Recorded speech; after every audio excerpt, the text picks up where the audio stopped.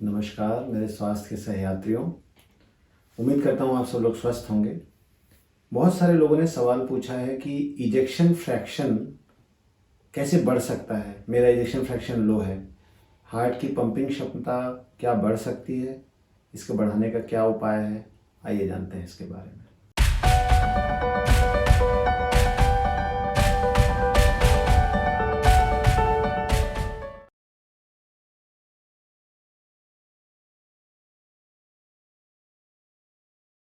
पिछले वीडियो में मैंने इजेक्शन फ्रैक्शन के बारे में बहुत विस्तार से बताया था कि हार्ट की पंपिंग क्षमता या इजेक्शन फ्रैक्शन क्या होता है और लो इजेक्शन फ्रैक्शन कब बोलते हैं, अच्छा इजेक्शन फ्रैक्शन कितना होता है। मोटे तौर पे जैसे मैंने बताया था कि अगर आपकी इजेक्शन फ्रैक्शन 55-60% या उससे अधिक है पंपिंग क्षमता, अगर इससे अधिक है तो इसका मतलब आपका हार्ट की पंपिंग क्षमता नॉर्मल है, और अगर इससे कम है तो वो एबनॉर्मल होती है। और अगर आपकी हार्ट की पंपिंग क्षमता 40% से कम है तो मॉडरेट एलवी डिसफंक्शन कहते हैं, और अगर 25% या उससे भी कम है तो वो सीवियर एलवी डिसफंक्शन है, मतलब वो हार्ट की पंपिंग क्षमता बहुत कम है। अब सवाल ये उठता है कि हम हार्ट की पंपिंग क्षमता को कैसे बढ़ा सकते हैं। इस बात को हमें समझना ज़रूरी है कि किसी भी हार्ट की पंपिंग क्षमता, एक नॉर्मल व्यक्ति जब यंग होता है, कम उम्र का होता है, तो उसकी हार्ट की पंपिंग क्षमता बिल्कुल सामान्य होती है।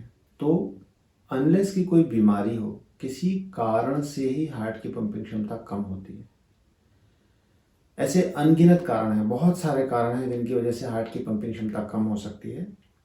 जो कॉमन कारण हैं जिनकी वजह से हार्ट की पंपिंग क्षमता कम हो जाती है, उनमें पहला है कोरोनरी आर्टरी डिजीज। हार्ट को खून सप्लाई करने वाली नसों में ब्लॉकेज हो गया, हार्ट को ब्लड प्रॉपर मिल नहीं रहा है, ऑक्सीजन प्रॉपर मिल नहीं रहा है, और उसकी वजह से हार्ट कम पंप कर पा रहा है और पंपिंग क्षमता कम हो गई।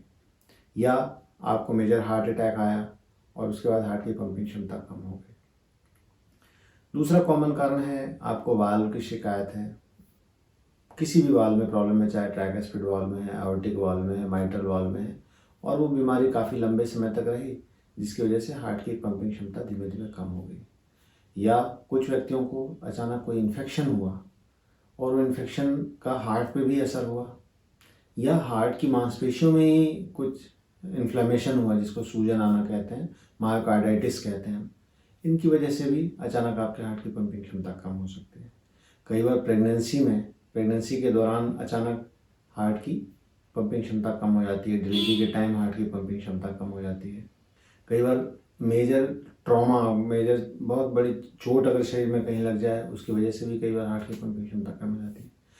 कहने का मतलब आपको ये समझना है कि हार्ट की पंपिंग क्षमता कम होने के पीछे निश्चित रूप से कोई कारण होता है। अगर हम हार्ट की पंपिंग क्षमता इम्प्रूव करना चाहते हैं तो हमें पहले इस प्रश्न का जवाब ढूंढना चाहिए कि मेरे हार्ट की पंपिंग क्षमता क्यों कम हुई।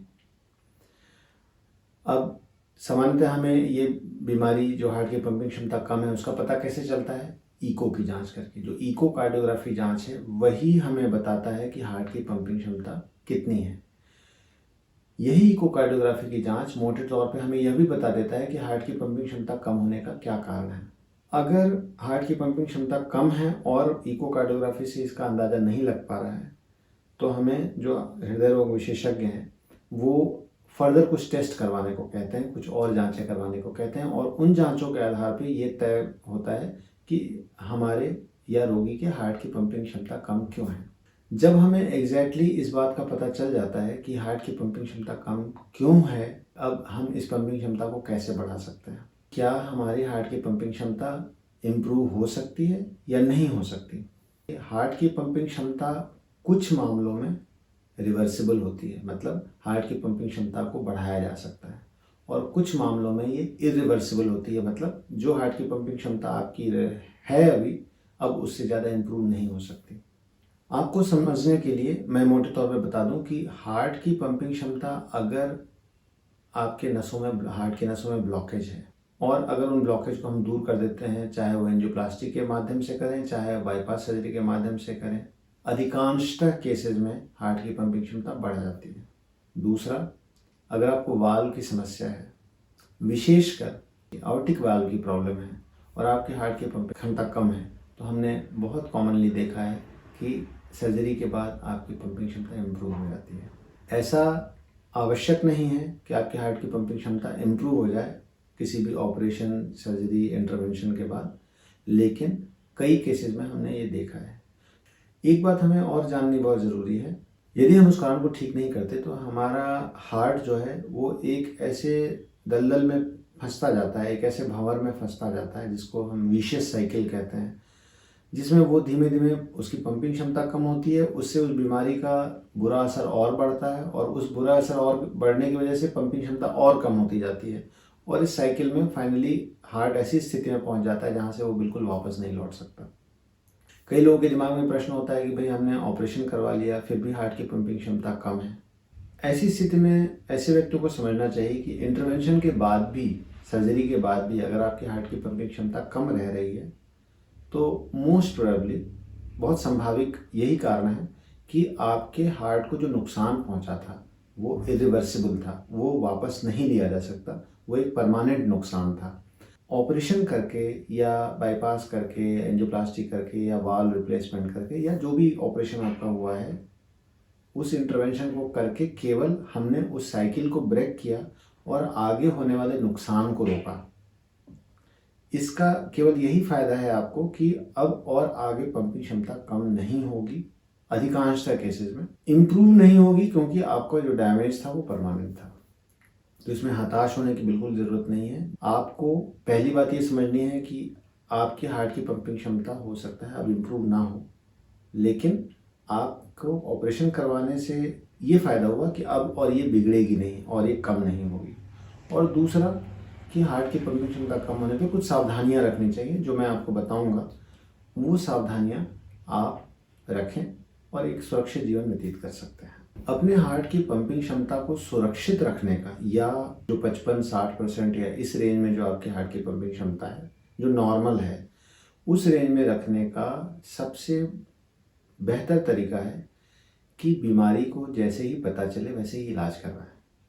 अगर आपके हार्ट की पंपिंग क्षमता सपोज 30% या 40% के रेंज में है या उससे कम है, सपोज किसी की 25% हार्ट की पंपिंग है या 20% हार्ट की पंपिंग है, ऐसे व्यक्तियों को ये बात ध्यान रखनी चाहिए कि किसी भी तरह का चेस्ट इन्फेक्शन, शरीर में किसी भी तरह का इन्फेक्शन होने से तुरंत एक्शन लेना चाहिए, तुरंत उसका ट्रीटमेंट करवाना चाहिए, उसे टालना नहीं चाहिए। क्योंकि चेस्ट इन्फेक्शन या बॉडी में किसी तरह का इन्फेक्शन हार्ट पे लोड डालता है और हृदय पे जब लोड पड़ता है तो कम पंपिंग क्षमता वाले हार्ट जल्दी प्रभावित होते हैं, इसलिए तुरंत उसका इलाज करें, उसको बिल्कुल निगलेक्ट ना करें। दूसरा, खान पान का, अपने परिवेश का बहुत ध्यान रखें। सडन लूज मोशन होने से, पेट खराब होने से या बहुत ठंड लग जाने से, लू लग जाने से भी आपके जो ये हार्ट, कमज़ोर हार्ट है जिनकी पंपिंग क्षमता कम है, उनको सडनली ज़्यादा प्रभाव हो सकता है और उसकी वजह से तबीयत खराब हो सकती है। तीसरी बात, ऐसे व्यक्तियों को बहुत हेवी वर्क, बहुत भारी काम या बहुत तेज़ी से सीढ़ी चढ़ना, बहुत चढ़ाई चढ़ जाना, या किसी बच्चे को उठा के 1-2 किलोमीटर आप पैदल चल लिए या कोई भारी वजन उठा के आप लंबा काम कर लिया, इस तरह के किसी भी हेवी एक्सर्शन को आपको अवॉइड करना चाहिए। ये आपके हार्ट को एक तो नुकसान पहुंचा सकता है और दूसरा कई बार इसकी वजह से एरिथमियाज हो जाते हैं, धड़कन बहुत अनियमित हो जाती है और वो कभी कभी जानलेवा भी हो सकती है। लिक्विड का और सॉल्ट का, नमक और पीने की चीज़ें, इनके इनटेक पर ध्यान देना चाहिए, उसको थोड़ा सा सीमित रखना चाहिए।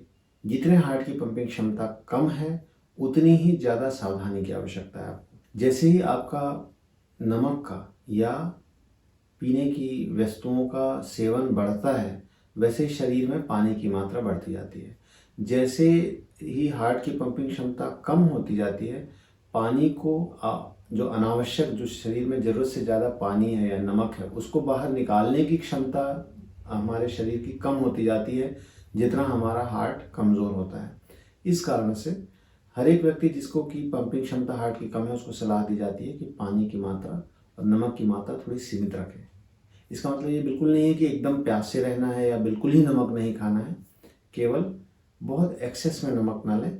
वो आपको हार्ट के डॉक्टर रिकमेंड करेंगे कि भाई दिन भर में आपको इतना नमक रिकमेंडेड है, दिन भर में इतना पानी रिकमेंडेड है।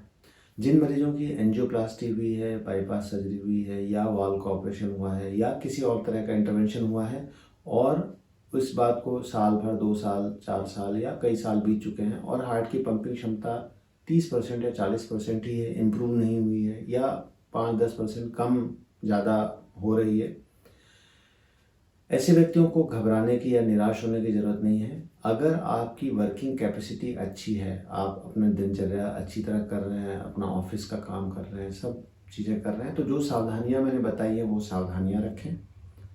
और इसका मतलब ये है कि आपके हार्ट को इतने सालों में इलाज के बाद भी कोई तकलीफ़ नहीं है, कोई दिक्कत नहीं है, आप अपनी दिनचर्या कर पा रहे हैं, इसलिए आपके हार्ट की पंपिंग क्षमता और नीचे जाने की संभावना बहुत कम है। बस आप कुछ सावधानियां रखें, दवा गोली बराबर लेते रहें। अगर आपके हार्ट की पंपिंग क्षमता कम है और आपको बार बार परेशानी हो रही है, बार बार घबराहट हो रही है, बार बार धड़कन की समस्या हो रही है या दिक्कत हो रही है, आपको किसी भी तरह की सांस की दिक्कत हो रही है, चक्कर आ रहे हैं या किसी भी तरह की दिक्कत आपको बार बार हो रही है, इसका मतलब है कि आपके हार्ट में किसी तरह का तनाव बना हुआ है और उसे निश्चित रूप से दूर करने की ज़रूरत है। ऐसी स्थिति में आपको ज़रूर अपने डॉक्टर को कंसल्ट करना चाहिए। कई बार मरीज ये भी प्रश्न पूछते हैं कि हमने यहाँ पे इको करवाया तो हमारी पंपिंग क्षमता 55% बताई, यहाँ दूसरी जगह इको करवाया तो वहाँ 50% बताई, तीसरी जगह इको करवाया तो 60% बताई। आपको ये बात समझनी है कि इकोकार्डियोग्राफी जो जांच है वो बहुत कुछ करने वाले के एक्सपर्टाइज पे, जो आपकी जांच कर रहे हैं डॉक्टर, उनका कितना अनुभव है, उनका कितना एक्सपीरियंस है, उस पे भी निर्भर करता है। और दूसरा कि कई बार जो एंगल है, जिस एंगल से वो इको में देखते हैं, उस एंगल के थोड़े बहुत वेरिएशन से भी ये गणना जो है, ये जो कैलकुलेशन है आपके इजेक्शन फ्रैक्शन की, वो थोड़ी बहुत प्रभावित हो सकती है। तो अगर 2-4%, 5% का ऊपर नीचे अगर कभी आपको इको में बताया भी जाता है तो आपको बहुत पैनिक होने की ज़रूरत नहीं है। अगर आपको लक्षण नहीं आ रहे हैं और आप अच्छा महसूस करते हैं तो आप अपना ट्रीटमेंट कंटिन्यू रखिए और इस चीज़ के पीछे बहुत परेशान मत होइए कि उस सेंटर में मुझे 5% ज़्यादा बताया था और इस सेंटर में मुझे 5% कम इजेक्शन फ्रैक्शन बताया है। और अगर आपका इजेक्शन फ्रैक्शन वही कांस्टेंट बना हुआ है लेकिन आपको परेशानी बनी हुई है तो आपको ज़रूर कंसल्ट करना चाहिए डॉक्टर को कि भाई ये परेशानी क्यों बनी हुई है। माना कि मेरा इजेक्शन फ्रैक्शन नॉर्मल है, तो आपको अपने लक्षण पे ज़्यादा भरोसा रखना चाहिए और अगर आपको लक्षण नहीं है तो आप निश्चिंत रहें। आज के वीडियो में हमने जाना कि इजेक्शन फ्रैक्शन कम हो तो उसे बढ़ाने के लिए हम कारण का पता लगाएं, उस कारण को दूर करें और इजेक्शन फ्रैक्शन कम हो जाने से या उसके इम्प्रूव ना होने से बहुत पैनिक ना हो। अगर 2-4%, 5% का ऊपर नीचे 2 अलग अलग रिपोर्टों में होता है तो भी हम बहुत परेशान ना हो। और इजेक्शन फ्रैक्शन कम होने पे क्या सावधानियां रखनी चाहिए, इन सब बातों के विषय में जाना। फिर मिलेंगे नई स्वास्थ्य यात्रा पर, तब तक के लिए नमस्कार।